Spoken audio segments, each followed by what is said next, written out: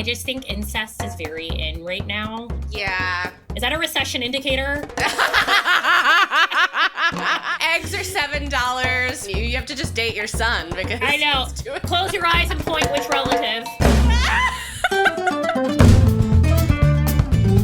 Welcome back, everybody. It is And Just Like Yap, and we are ready to recap episode 1 of The Girlfriend. I'm Caroline. I am Andy. Andy, what were your initial first thoughts? I just love the vibe overall. I would watch this regardless of whether we were reviewing it. I was just pumped. I was excited to watch something that I didn't feel my attention drifting. Cough, cough, and just like that, cough, cough. Cough, cough. I don't know what you could be talking about. That is an award-winning show. Same. For set design. For set design.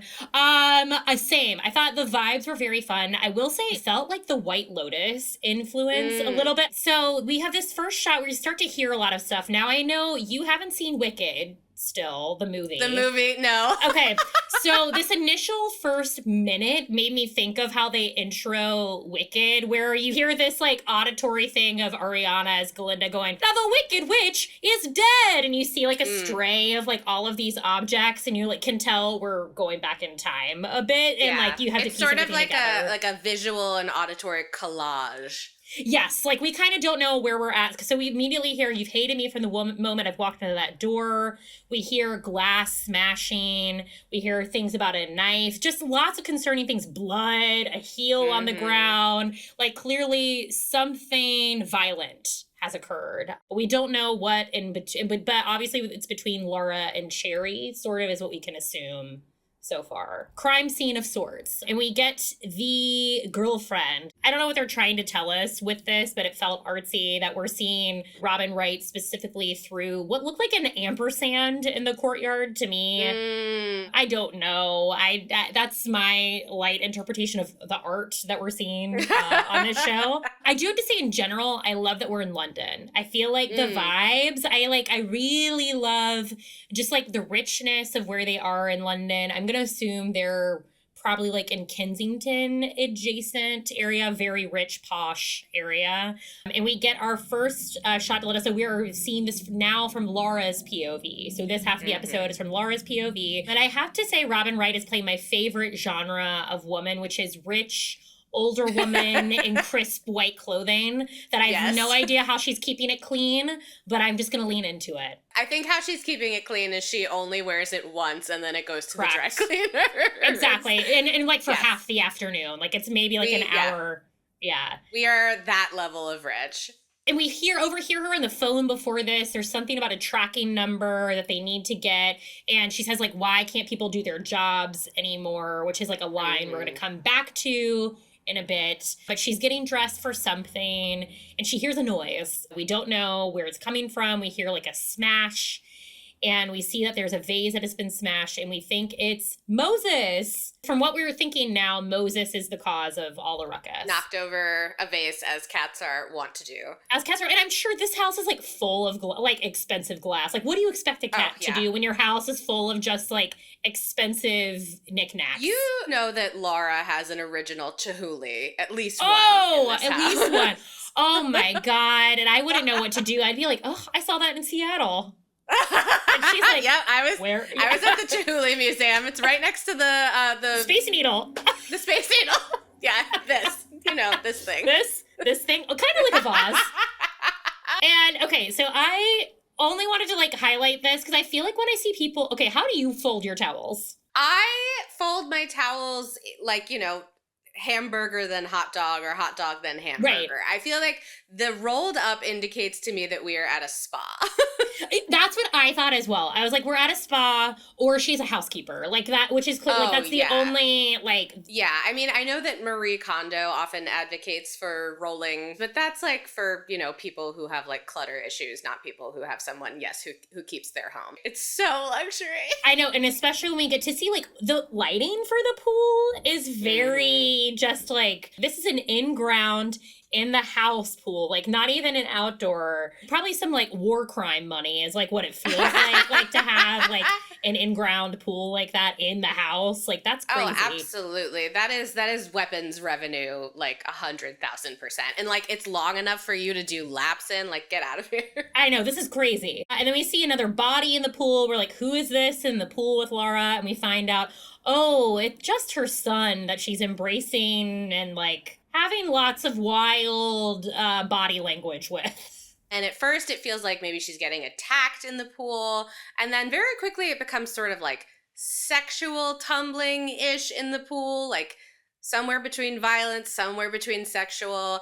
And then the fact that it ends up being her son is just like, ugh. I do hate to tell you, Andy, though, I think between White Lotus and Hunting Wives a little bit, I just think incest is very in right now. Yeah. I don't know why. I don't know where that's coming from, but is that a recession indicator? It's too expensive to go out of the home to find a significant other. Eggs are $7 for the lowest one, and you have to just date your son because I know. Close your eyes and point which relative. It's one of those things that it's like the most horrible thing that people can imagine. It's used often for shock value. The more we realize that people are very into true crime and are totally fine stomaching the reality that like the worst possible things that could happen do actually happen to people, the more like people who are responsible for writing television and movies are like, yeah, throw it in. Yeah, it just becomes way more normalized than it should be. I mean, I know we could go into statistics, but I'm not going to go do that right now. We're talking about The Girlfriend. I'm not going to do hard research. Get out of here. But we moved to them, and now her like foot is on his thigh, and I just again, I don't know. I get that like some people are, I don't know, like I feel like I sound like such a prude, but I'm like, don't be like mostly naked in a sauna with your mom. That's weird. I know. I mean, it goes back to like sort of what we were discussing in the trailer. It's like they're hitting it very like a nail on the head, like mommy's boy vibes. Like we very much, they're like, we're gonna make this very clear for you. These two have a very familiar relationship. Yes, they're very, very comfortable with each other. But we find out that Laura was traveling and Daniel has been spending a lot of time with a mysterious woman. And Laura's like, oh, she's another one of these fashion girlies. She loves hot yoga. And he's like, no. You remind me of her, this face, I was like, Robin Wright, on the right day, she might be the scariest person alive. Oh, yeah. I would not want to get her coffee order wrong. Like, I just, like, this is a woman who was married to Sean Penn. I don't think I realized that. She used to be Robin Wright Penn. Oh my God, that's right. I gotta say, it probably strengthened her acting skills, unfortunately. Unfortunately. I know, to think, like, because it's funny to think, because she was Buttercup, and now, like, these are the roles we know, which is, like, the gentlest, like, sweetest, like, angel, and like, Jenny, you know? Yes. She's had a very interesting career. She's so good at like walking the line of like, here's what's coming out of my mouth, but you can tell that she doesn't fully mean it, but she's not so obvious about her subtext. It's just really good. It's really impressive. Yeah, it's very subtle. Like, and that's like the point of this. We're not supposed to know exactly where she lies, because that's a lot of like what I think this is, the POV. Like, we're like, what is true, what is not. Yeah. I do think it's interesting sort of like thinking about this POV stuff. It's like we kind of don't really know who Daniel is. And I think that's the point. We like know who Daniel is based off of their POV. Yeah, that's a really good point. So it's like we kind of, he's just molded to whatever we're seeing from them. So it's like, because I think I was like, what am I supposed to think about Daniel? And I was like, oh, I think that's the point. Like we're sort of supposed to be left like question, because he's whatever that person wants him to be. Correct. Absolutely. Yeah. And then leads us to this chilling line reading where she's like, no, she reminds you of me. I was first. Mm-hmm. Yep. Ooh. Mommy was first. Yeah. To quote Ricky Bobby, Mommy. if you're not first, you're last. You're last. Well, that's it for us. Thank you, everyone. You're welcome.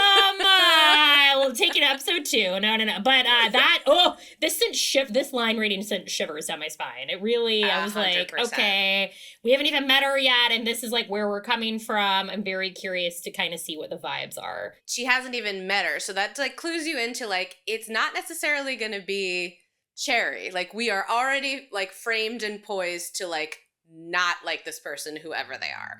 Exactly. It's all happening. And we we are now in this gorgeous kitchen with this gorgeous crudité, much like on With Love, Megan. Megan loves to talk about how she cuts her vegetables in half and she's got them ready for the kids. And I love that it's unrelatable. I would love to come home to a kitchen like this and someone has a tray of crudité for me. Oh, yeah. I am a slut for a beautiful kitchen in TV and film. Oh, I mean, a Nancy Meyers kitchen, different world, but equally as much of a slut for it. In the family. I think we're in the same world. We're in the same universe. But she's talking to her friend Isabella, saying, I've never heard him speak about anyone like this. And she's like, but don't you remember what it's like to be so young and full of lust? And I'm already obsessed with Isabella and her vibe. I know. Just like, you could tell she loves to have sex. Like, I feel like this is not a character we're going to get fully fleshed out. I think like she's just a cog in the machine. But I do love that she's a slutty cog in the machine and just like talking about having sex wherever.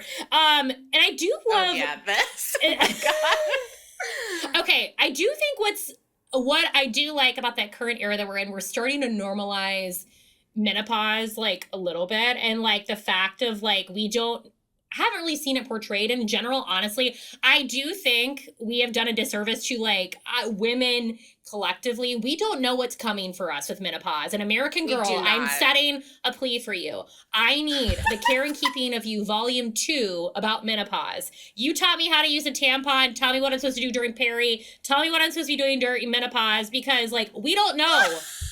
I need an expansion. We need a volume 2. Like I do don't not abandon disagree us. with you at all. Yeah. I remember my mother in particular was like pretty good about being open about talking about this stuff, but I know a lot of people who like that was it. Okay. Like your parents got you the book and they were like, good luck. That is what happened to me. I came home and I had the book on my bed. My mother, God rest her soul, she could not say period. It was always girl stuff. And like literally never spoke about sex with me. There was never a conversation. So that book, it taught me a lot. It taught me how to use a tampon. I was like, I don't know what I'm supposed to be doing. So American Girl, you raised this girl. Whole generation. We all know the American education health class is like not preparing anyone for anything other than abstinence. So, no, exactly. And even that's bad. Yes. So you got to pick up where they've left us all adrift. Yes, please leave it on my vanity next to my fish oil. Thank you very much. But our girl Isabella is rich and has got it figured out. I'm just like obsessed with her vibe. I want her around at all times. I would love to kiki with her. I would love to like get a little too drunk on like a bottle of orange wine with her. It would be a great time. I also just love her accent and the way that she says things. It's like just so delicious. Love her. Have you seen the floral arrangements that the Kardashians get all the time? And it's like the insane rose floral. It's like from this one company, and they're like the Never Die roses or whatever. I see this immediately. I was like, oh God, she like probably got it from that floral arrangement company. I do not have the Zyrtec budget for that, or the budget for it in general, but certainly not the allergy medicine budget. Isabella immediately is like, don't you think the name Cherry is just like a little bit, is she a stripper? Like, what does that say about this girl that Daniel's about to bring in the house? Mm-hmm. And of course they're talking, and it's like they immediately like put their feet in their mouth because Daniel and Cherry walk through the door, and she immediately tries to like undercut it by saying, oh, you don't know about the popping cherry jokes I had to endure in school. And I was like, okay, that's like a nice like way to go about it, make light of it, and like not act like you're offended. Because, you know, going in to meet someone's parents for the first time is like one of, I think, the most nerve-wracking things you can go through. For sure. Yeah. That is my strongest like improv ability. Like, get me on stage, I'm like a fine improviser, whatever. But like when I, for whatever reason, feel the need to make everybody else in the room comfortable, even after they've treated me like dog shit, ooh, I'm a genius. She has to know that every time she walks into a room, she has to say her name is Cherry with her full chest. I know. But she looks incredible. I know. She looks absolutely incredible. She looks incredible, but I will say in a second, we're about to get to a screenshot of it. I was like, we see very quickly the red is going to be a recurring theme for Cherry. Yes. Like, she's always going to be in some shade of red. And that's like one of the themes where we start to sort of pick up on very quickly. And we see like Cherry react. She's like, does your friend always stare like that? And Isabella, no filter on her face whatsoever. None. Like, clearly just gagged by this woman that she's seen in front of her. I mean, and fair enough. Like, Olivia Cooke on screen is gorgeous. If I ever saw her in person, I think that's probably what my face would look like as well. Same. But I do think, okay, here's my thought. All right, I don't want to like police anyone. I know what you're gonna say. I know what you're gonna say. I don't want to police anyone about what to wear ever. But when you're meeting the parents, this is a crazy outfit to wear to meet the parents. I know. I would just, especially if you like are looking to make a good impression. I mean, we are seeing it from Laura's perspective. Correct. So like maybe the neckline is lower in Laura's perspective. If I'm meeting someone's parents, I want to look like the most asexual good girl that you have ever met. I'm in a neck up to here. I'm on my best behavior for days. Yeah, turtleneck. Yeah, Shiv Roy for days. And trying to impress you with my wit, my manners. This is the people pleasing we're talking. I was like, oh my God, they don't need to know that like I have breasts. Clearly like they're here. No, fully agree. And then Howard comes out, our first bite at the cherry. We're really not helping. We're really like digging into like getting every, little bit of bite out of her name, Just like a man to come in having missed what already happened and say the worst possible thing. And Cherry's like, I don't know whether to be flattered or plotting my revenge. We're slowly like, we're putting in like these little things of like revenge. Just like getting them in there. Getting them in there, like we're making it very clear what we're going to be thinking about throughout the course of this show.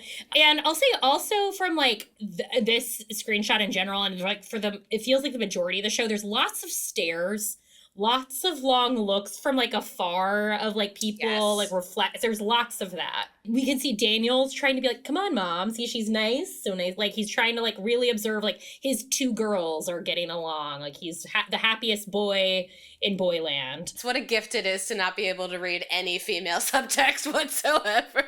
Laura is clearly like, yeah, I'm putting on my like smiley face. Sure, whatever, son, I love you. And then she's like, chop, let's go see the house. It's based on a book, so this is like an obvious thing to say, but the show is very literary in that there are motifs, there's like recurring imagery. Like this is like, it had me thinking about like my AP English class in high school. Of like, ooh, there's water again. Ooh, there's this again. But we're moving to other rooms in the house. And Cherry is like, oh, is it a Caspian Alexander? Which that sounds like, when you're supposed they do the thing where you make your stripper name. Like that's like what that sounds like. Caspian Alexander. And we think like, oh, Laura's going to be impressed. She knows this artist. But then we cut to, there is this magazine on the table that tells us exactly who the artist is. So we don't know. Did Cherry look at that? Did she know who the artist was already? But also like, I get that. Because also when you're like going to meet your significant other's parents for the first time, you want to impress them. Yeah, and it's probably just do some research. Yeah. At least from this POV, it feels like she's trying to see what's amiss about Cherry. And then we hear the mention of Moses and this foreshadowing of like, close the windows, don't let Moses out. Now my question is then, why have the windows open? Why do you have the windows open? Like, yeah, who did that? Howard. Howard. I know, if you love the cat so much, why don't you have a catio for it? Yeah, why doesn't the cat have his own spa? Like, why doesn't Moses have a small spa? Yeah, if you have space for like an in-ground pool spa. Also, she says like, because we have to close the window because the cat wouldn't last 2 seconds outdoors. I don't know. Kind of feels like you could also be talking about your son that you're very overprotective of. That is true. Some nice theme work. That's some nice AP investigation. I'm gonna get a 5. also feels like foreshadowing of like what's going to happen to Moses. And oh boy, so we're seeing more of this wild angle of this dress. And we find out that Howard is in real estate or property. Is what we know. That's like as much as we know, which of course, probably working with Ryan Serhant of And Just Like That and $1 Million Listing. Yeah. And this I just thought was so funny. They're like, why did you want to get a real estate? She's like, oh, I want to fix the UK housing crisis and like affordable housing. And nothing that rich people want to hear about less is affordable housing and fixing the housing crisis. It's so true. So true. I'm like, oh, how cute. Great. The housing crisis that benefits me. Hold on. You're telling me that everybody deserves to have a house? That's wild. That's wild. I have 7. And I need every single one of them. So nobody else can live in them. No one can live in them. I need that one for Saturdays. I need this one for Tuesdays. I need this one for when I'm on my period. You know, it's all. My housekeeper already lives in one of them. Yeah. We're supposed to share.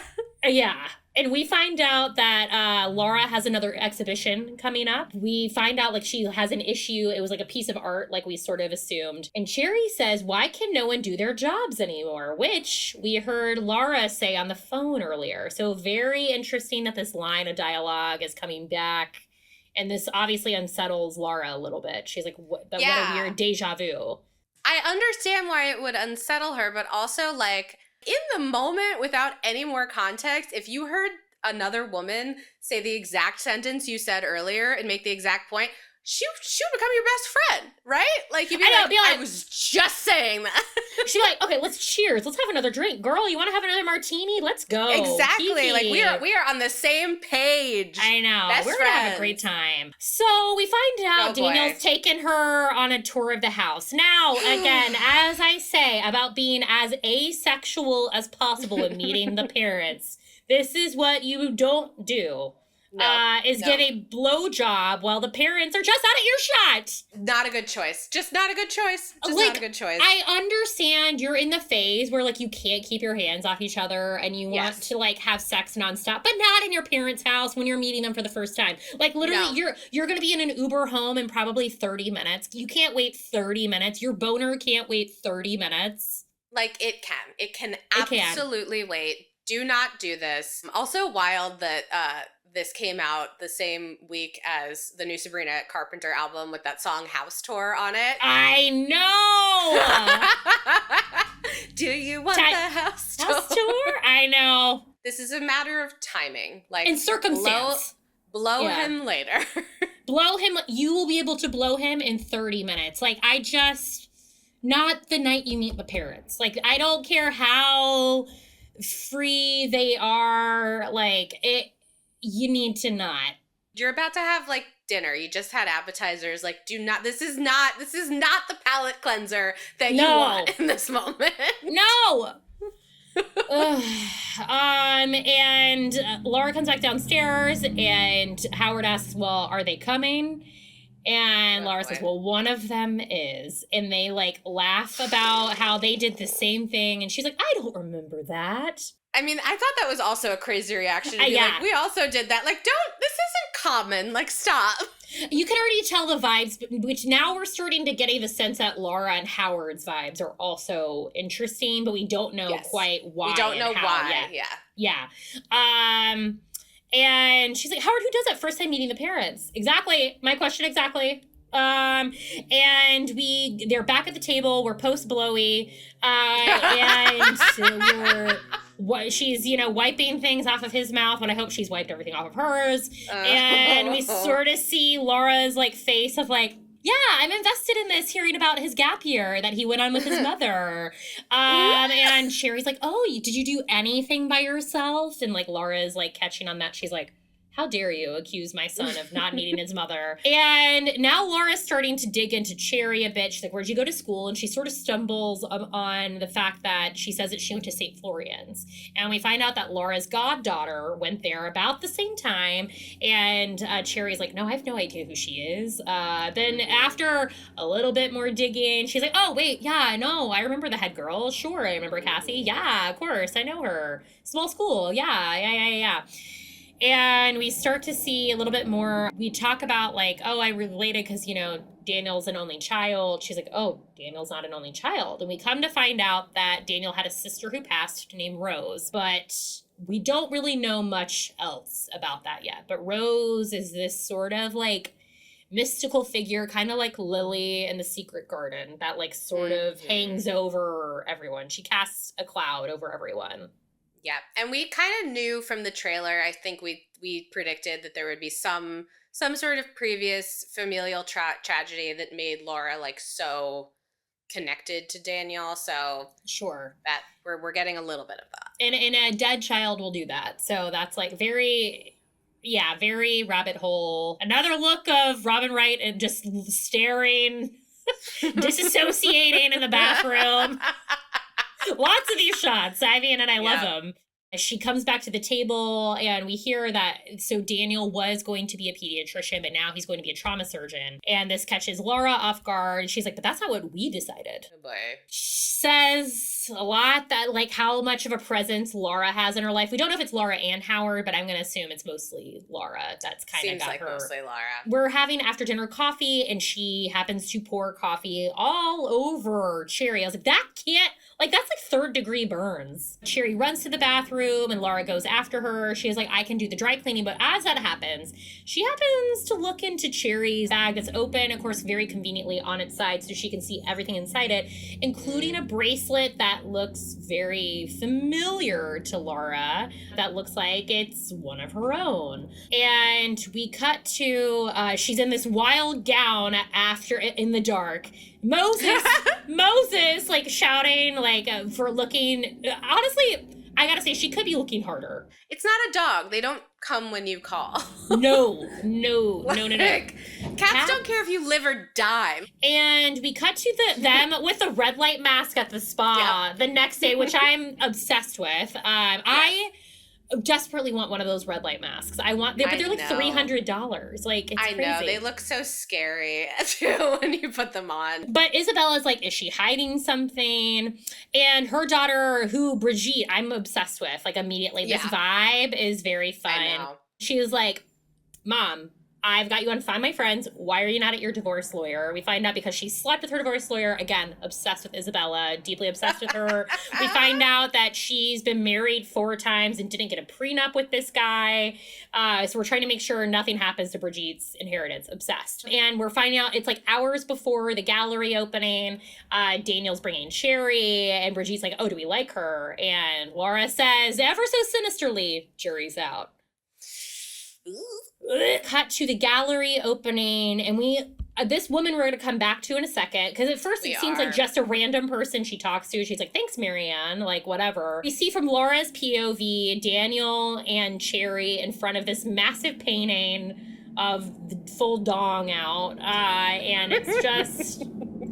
she's like, oh, why are they laughing at the art of my exhibition? She's not happy about it. You could tell. Yep. Not happy about anything that's happening. And we cut to Isabella and Laura in the courtyard, and we find out that the headmaster's gotten back to her, like, there's no record of Cherry at St. Florian's. The plot thickens. My wheels were turning. I was like, did she change her name? Is Cherry a nickname? Is she now using her mother's maiden name? Like, I don't know why. Maybe it's just because I'm a cuck for Olivia Cooke. I'm making excuses. Totally. No, we want to, because again, we want to support all women's rights and women's wrongs.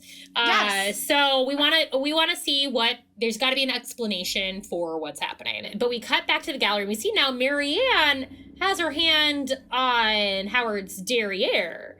And we're like, what is happening here? And this is again from Laura's POV. So she's like walking up, seeing this. We're about to go have a dinner to celebrate the gallery opening. And Howard's still with Marianne, but he and Cherry left without saying goodbye. And Laura seems fine talking to Howard and Marianne. So maybe it's an open relationship. Then we cut to the next scene and they're in bed and they're getting ready for bed. And she said, I thought you were staying over at Marianne's tonight. So Marianne is a part of whatever arrangement they have. Yep. Howard is allowed to be with Marianne. But, suddenly we're very turned on tonight. The two of them are kissing and smooching. Maybe it was all the artsy dongs. Yeah, it got them in the mood, as it does to be surrounded by dong. And they have sex, and they're like, oh, but I could also, it mentions, like, I could give up Marianne. But she's like, no, don't do that. She says it's better this way. So I had the thought of like, well, Laura's out of town a lot. It's better to like know what's happening in front of you than it happened behind your back. So I think yeah, like and Laura, also, you know, it's 2025. There are a lot of different ways to be happy in a marriage. Amen. Laura is papering around the neighborhood for Moses. They literally just said the cat's not allowed outside. Why is this a picture of the cat in the grass? Exactly. These are great questions. This is why we should be detectives. Mayor of Easttown, are you hiring? While she's out and about in this like wild, like casual pinstripe suit, like this 2-piece thing she's wearing, she happens to be right around the corner of Cherry's office so conveniently. Mm-hmm. And she sees Cherry in red yelling at a man in front of the office. He's yelling about, I'm getting married on Saturday, and she hits him in the face, and Cherry is shocked. She's about to go over when a biker happens to, oi, watch out! And like bikes in between, disrupting the whole scene. And we are left with this last image of yet another long stare from Robin Wright. We come now to a vibe shift, music shift. We are at Cherry's POV, and it is immediately such a vibe. I'm loving it. Like, Cherry's got this like fun look on. She's got the see-through top on. We see Cherry's version of London. It's obviously not as rich. She's taking the bus. As we assume she's going into work, she sees a group of dudes in the middle of the day, and Daniel's in a sea of them. But he's struck by Cherry's beauty. As someone who was recently in Europe, much like LA, I kind of don't know what people are doing during the day there. And I can say that as someone who lives in LA, I'm allowed to make that statement. I don't know what we're doing here during the day. But Cherry's not impressed, and she does a nice wanker signal at them as she walks by. She's looking at this like stock image of a gorgeous home in London that's a listing at her building. So she is a realtor. So we've confirmed. That was not a lie. That was not a lie. And she's talking to another coworker named Pandora. These names are really on the nose on this show. I know. Pandora's going through it. She's having a morning. She is. We find out she was out with the girls from St. Florian's last night. Yes. So this is the first mention of that, but does that mean, was Cherry one of the girls from St. Florian's? It doesn't appear to be. It does not, but that might be where she got the name of the school from. And they're going to go to lunch, and Pandora says, oh, but a celebratory lunch. And Cherry's confused. What are we celebrating? Pandora was made assistant manager over Cherry. As always, white men are, promoting those of wealth over the people who've done the work. And Cherry says, what do you want more from me? Blood? There it is again. There it is. There it is again. Blood is back. And she goes to the kitchen and makes a very rash decision and hawks a loogie like the school of Rose DeWitt Bucator and Jack Dawson before her right into his soup. Honestly, it's probably not the first time that's happened to Elliot, and it won't be the last. Is what I can assume. He seems like a guy who has had his fair share of unknowing saliva in his beverages. Totally. It's his fourth food group.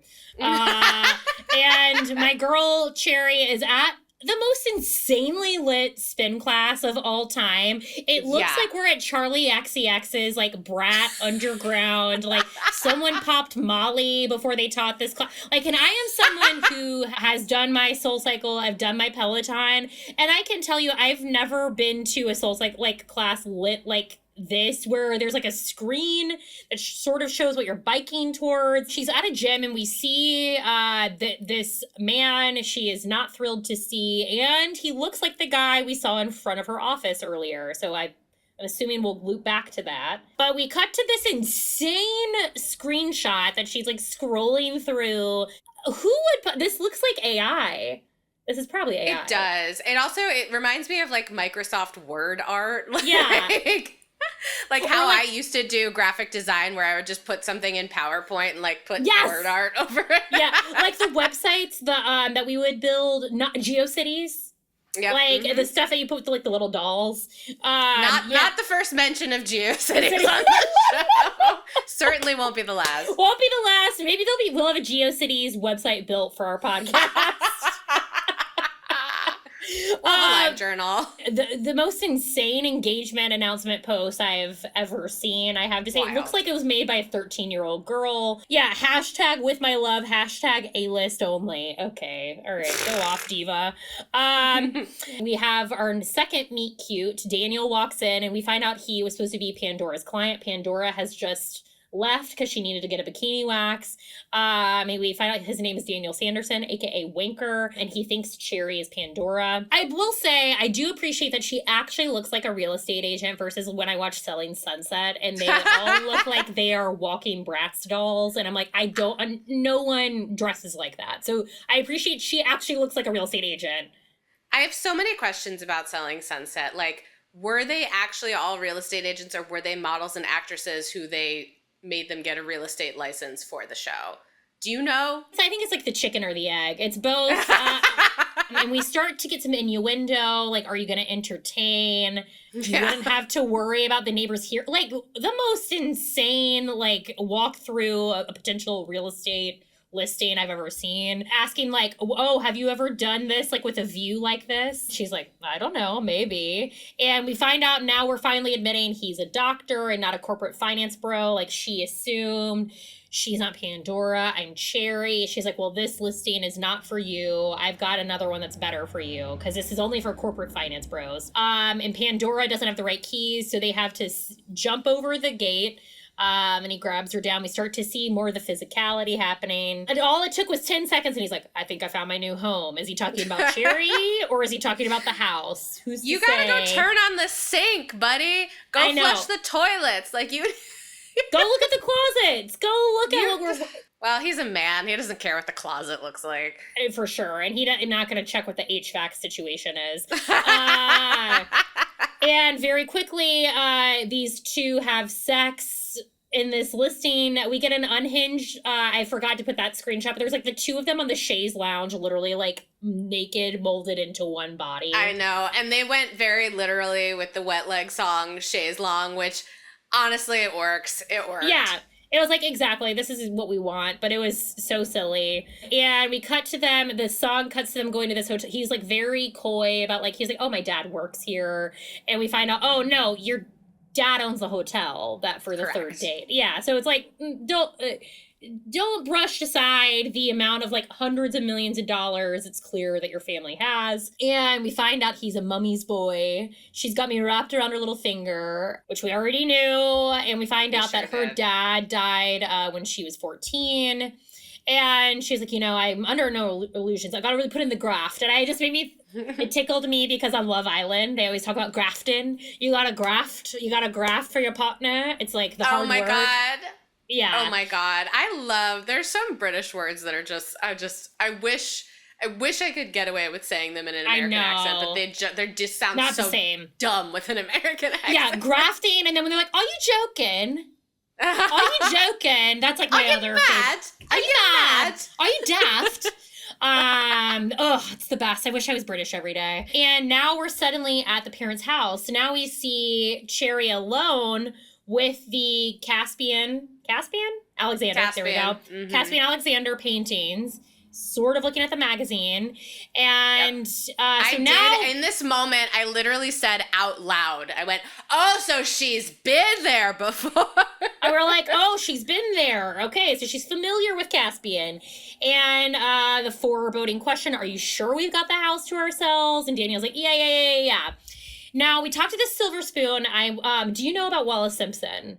No, this is not a reference I recognized. Okay, so it will be in a second. And I was like, this is a very, like, actually poignant reference they're making. So Wallace Simpson was married to Prince Edward, who was supposed to be heir to the throne early 1900s. She was a two-time divorcee. It was a big deal. Basically, so the royals were like, you either have to abdicate the throne or you marry Wallace. And so he chose Wallace. And so his younger brother, who was Elizabeth's father, took over the throne. This is basically what the King's Speech is kind of about. So it leans into like this fact, like this overall theme. They did not approve of her because she had two living ex-husbands. And he chose her over the family. Wow. History lesson with Caroline Nash. That's wild. So, yeah. And did they end up staying together? Like, was it worth it? Yeah. Oh, wow. They were basically together. But then basically the family just black sheeped him. And then, as we know, then... Classic. So I thought that was, like, very cheeky that they put the Wallace Simpson reference into the show, because I think that's, like, a reference to Cherry and overall, like, what Laura thinks of her. Caroline, you're really a woman who can do both. I can text you about Housewives and you can give me like the full context for it, or you can tell me everything about Wallace Simpson. She can do it all, folks. So they say, allegedly. And we see she's going through the closet and she finds the bracelet. So this is where we find the origin. So it was Laura's bracelet. It was. She's like trying to figure out, piece together who his mom is, because she's like this enigma. She's not met her officially yet. Yeah, she's doing some snooping. But then we hear Laura in the house. So, oh shit. So, Cherry's hiding in the closet, bracelet in hand. And we see now the new POV. Surprise, surprise, Daniel and Cherry were there. She gets very close to her in the closet, but then she makes a U-turn, runs into Daniel. She's like, oh my God, I didn't breathe for 5 minutes. He's like, I'm going to go distract my mom. And this allows her the way out of the house, none the wiser. Yeah, and Daniel says that he broke the vase. So I think Daniel broke the vase as a distraction and then picked up the cat and put it in here. I thought this was so clever because like they make you think at the beginning of the episode, like, ooh, somebody might have like broken into the house. Oh, phew, it's just the cat. And then they make you think that maybe Cherry's sinister because, like, why does she know about the Caspian Alexander? What's going on with this bracelet? Yeah, she was snooping, but, like, you find out, like, it was totally innocent in this instance. So I just thought this was so clever. She goes to buy clothes to meet the parents. They tell her no returns. It feels like she's done this before, is the vibe that you get. It's like, okay, this girl has met Cherry before and she's tried to get a return. And we see her on the bus. She's looking up, getting more information about Howard and Laura. We find out he's like a billionaire with all of his property. We're getting more context for how much money they have. And now we're walking in and we hear their perspective. She can hear them asking if she's a stripper from the other side. And it feels like it's much more catty, them talking about her now. And she gives her the flowers. This time it's not her favorite. She throws them on the counter. And even from this POV, she's like, Cherry, I can't defend you from either POV about the blowjob. The only defense is that, like, Daniel was the one who was really pushing for them to have sex and she already had seen the house. But you still did it, babe. Good. They still did it. And we see her see Laura through this, like, very surreptitious angle. And she pours a coffee on her again. And we see, like, what a stain it was from this angle. Yeah. And she's like, oh, my God, I'm just trying to make a good impression. And we hear Laura from outside the door. Now, again, I can't defend her because she's like, the cat bites her. And she throws the cat outside the window after she's like, oh, my God, the cat in the window. And she throws the cat, Moses, out the window. This actually really shocked me. I know. I will say, like, maybe she was just doing it casually of, like, the cat will be fine. Like, maybe she's had indoor, outdoor cats. I don't know. But, like, this to me was, like, actually really quite surprising. It was shocking. I don't know. Like, very light animal abuse. Like, now we're going a little bit into, like, sociopath territory. Just ever so slightly. But, like, I understand that you're mad that, like, your dress got dirty and you probably still had the tags on it to return it. Your crotch got burnt. Now the cat's biting you. You feel very out of place in the house. But, like, throwing the cat out the window, like, that's wild. And it's clearly a beloved animal. Why would you do that? When you're trying to make a good impression, it just feels crazy on all accounts. We come back out and she sees, oh shit, Laura's been going through her bag and she very clearly saw the bracelet that she snagged from upstairs. Mm-hmm. Which I'm assuming that she, again, benefit of the doubt here, she probably brought it back to return it because she probably just forgot that she was wearing it. Totally. But now it's all fucked. But we did see earlier, there was, I can't remember what shot it was, and I meant to mention it. You do see her wearing the bracelet there at some point in the episode. Oh, okay. I can't remember if it was at, like, dinner or something, but you see the bracelet at some point. Okay, then maybe she did mean to steal it. Yeah, so I don't know, but she did wear it out at least once. And now we come back, and now Laura's very invested in finding out about her parents, and she says her dad was a builder architect, and Laura doesn't let it go, foot on the gas. I bet there's record of it somewhere online. Like, she's giving her the fourth degree. Too invested. And we're like, yeah, that was weird. We all agree this whole evening was weird. But ultimately, like, Daniel leaves feeling good. He's like, my two cherished ladies met each other. We're happy. We're gonna keep moving. And we meet Cherry's mom, and she's very sweet. And we find out this is like a recurring thing, that it feels like Cherry's dating out of her financial bracket. And her mom, like, gives her the warning. She's like, why are you doing this to yourself again? They'll never marry you. They won't take you seriously because you're not on their level. It just feels like sort of a very poignant, like, foreshadowing and warning of, like, what could come. And also, like, realizing that she does actually live at home with her mother in very modest housing circumstances. Probably why she's so passionate about affordable housing. So, yeah, there actually is a more humble side to Cherry. I just, side note, love the woman who plays Cherry's mom. Love her voice. Her voice is amazing. Like, it's incredible. They'll never marry ya. I love her voice. I know. We got to find out what part of, like, England she's from, or the UK, to see, like, where that accent is coming from. But it's very fun. Excited to see more with her mom. And we're back at her POV at the gallery opening. They're, like, so in love, kissing by the painting. She sees nothing amiss. But then, obviously, she sees Laura, and she's like, oh, God, she's watching us from her POV. But then we see her and how familiar Laura and Daniel are from her POV at the gallery. Yeah. So we now see that angle. She tries to, like, make small talk with her, and she's like, it's Riven. Can't win no matter what you say. No. She's looking for wherever she can get her dig in. And we see, oh, you're fucking joking.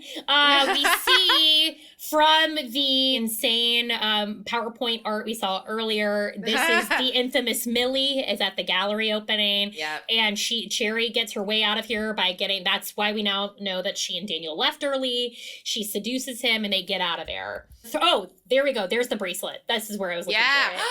Oh boy. Interesting. Yeah. So she does not return it. We see her wearing the bracelet in the throes of lovemaking. Daniel invites her to come with the family to Spain. And they say, I love you, which is, of course, what happens after you're, like, in the high emotions of sex. Yup. Seems a little bit soon, but we're doing a lot of fucking. So. But here we are. Lots of fucking, lots of happiness. And we now get to the POV of her talking to Nicholas in front of her office. She's like, I've moved on. He's like, I've seen you at the gym. We've seen you at the gallery. She's like, no, I was invited. And he's just, like, very rude to her, which is why she slaps him. And he's like, that's the real Cherry we're seeing. Okay. And we now then get the conversation of the two of them, because in Laura's POV, we don't see them interact. And she was like, oh, I was just on my way to the Framers. Like, I just happened to stumble upon this, allegedly. This is like a very small side street, Laura. I know. Yeah, you chose to be on this street. Then we get this image from the trailer, and we now confirmed what you thought, that she is a butcher. We find out that her mom was a butcher, and she's cutting this animal apart. Wild music, this animal song underneath. She's got some of the parts in a bag. We don't know where she's going. And we find out, okay, the logistics of this, I have to wonder, did she go to the bakery? Like, how did she get... We see her in the next shot, like, taking off, like, what appears to be, like, a chef or catering uniform. So it seems like she snuck in. I'm assuming she went from underneath to not, like, disrupt the outside of the cake. This is just wild. Like, this is something, like, have you ever watched Killing Eve? Like, no. Okay, this has a real Killing Eve vibe to me of, like, going undercover to do something absolutely fucking heinous and then, like, walking off, like, basically, like, with the flames of explosion behind you. Angela Bassett and Waiting to Exhale with the keys. Exactly. Yeah. I mean, there was part of me, though, that was like, hell yeah, bitch. I know. And we're left to feel like, I don't know what we're supposed to make of either Laura or Cherry, and I think that's the point. It is the point. I mean, honestly, like, I, despite myself, was like, this is pretty badass. Like, oh, yeah. Again, giving her the benefit of the doubt that this guy fully deserved it. His wife, maybe not so much. A psychotic thing to do, to be sure. Yeah, my thought, my hypothesis, I'm wondering, is I have a feeling that we're going to find out in the future episodes that while she was together with Nicholas, he started dating Millie. And that's why there's so much animosity between the two of them. Yes. I mean, it definitely seems like Nicholas is from a higher income bracket than Cherry is, so like she has a history of doing this, but Daniel seems like he's a nicer guy than this guy was. Right. Yeah, we'll see, but like overall I am very titillated. Like I really like the show. I would watch it anyway regardless of us doing recaps, and like I am excited to get to the next episode. Yeah, it's very sexy, having a great time. I have to say, and yet another Millie. We go from thoroughly modern Millie and we're back we're back again. It all ties together. It all goes back to and just like that. But thank you so much for joining us for episode 1 of The Girlfriend. Let us know what you're thinking about the show so far. How are you feeling? What theories are you feeling so far? And remember to follow us Instagram, TikTok, subscribe to our YouTube, and we'll see you for episode 2, everybody. Bye. Bye.